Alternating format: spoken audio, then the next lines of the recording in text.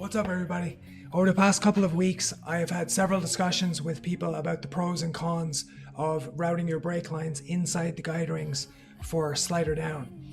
And this particular topic has been one that I've been wrestling with myself personally for quite a while. So I figured it was a good opportunity to make this video, give everybody a little bit of a history lesson, and then maybe start some discussion around whether or not people think it's a good idea or not that we maybe start changing how we've been doing things. So I'd make a pretty safe bet that if you learned how to base jump in the United States, whoever taught you how to jump first had your equipment configured with your brake lines routed outside of the guide rings. And you were more than likely told that the reason that we do this is because when line overs happen, which is a very serious malfunction, they usually happen on the control lines. If our control lines are free, we have the option of throwing away the toggle that's causing problems and then fly the rest of our flight on one toggle, one riser.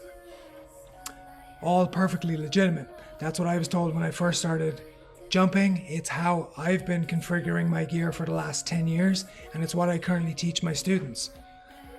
But if we take things back all the way to the 80s, 1986, I was just a baby. I was 1 year old. And people were base jumping. Line overs were a huge problem at the time. People were getting severely injured pretty frequently. And a gentleman by the name of Mark Hewitt, who was base number 46, was the person who invented what was called the line mod, and it's kept that moniker since then.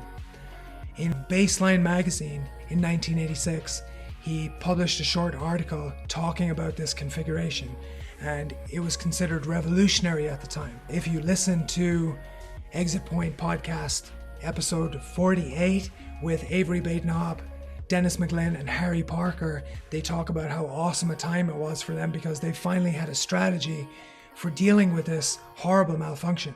So that pretty much just became the standard configuration anytime people were jumping slider down. But line overs were still happening. But people now had a way to hopefully be able to get out of it. Fast forward another 10 years, mid to late 90s, the tailgate was invented.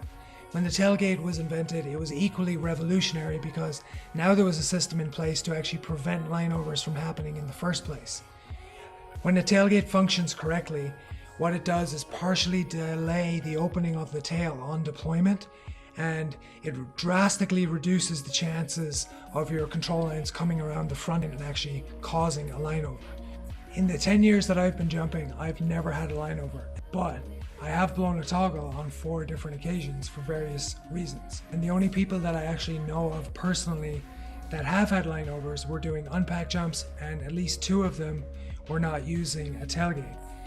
So now the question becomes, what are the benefits to routing our brakes outside of the guide rings? Personally, I really like how the canopy feels. I like having freedom of movement, being able to move my arms around, getting a little bit more extension in full flight when my arms are above my head. And I'm fortunate enough to live here in Twin Falls, so I'm very, very current all the time. I practice somewhat regularly of just throwing away one toggle while in flight, and I'm very comfortable landing my parachute on one riser and one toggle. I think there's a very, very solid argument to be made for people who are not very current, who live in areas where they have bad landing areas. I know a lot of Australians naturally do this anyway. There's a lot of European jumpers that do it as well that are just not doing very much slider down, so it's much easier for them to just pull the slider down and tie it off versus reconfiguring their whole system, messing with their control stroke and all that sort of stuff. All you got to do is have a set of line release toggles, and on the very, very unlikely occasion that you do have a line over, you can just cut away the toggle. Sorry, my dogs are starting to fucking run around, they're distracting me now. So to come full circle, I think there's incredibly solid reasoning for you to route your brakes inside the guide rings when slider down.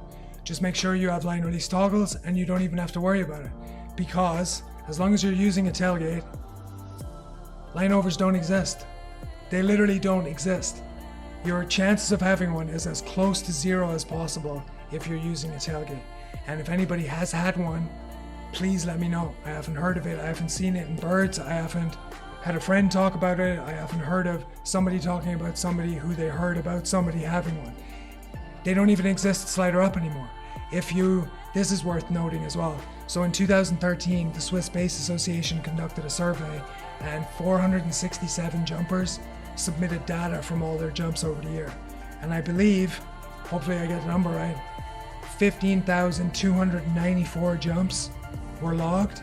Of that number of jumps, 5 people died, 13 people had tension knots, and 0 people reported having lineovers.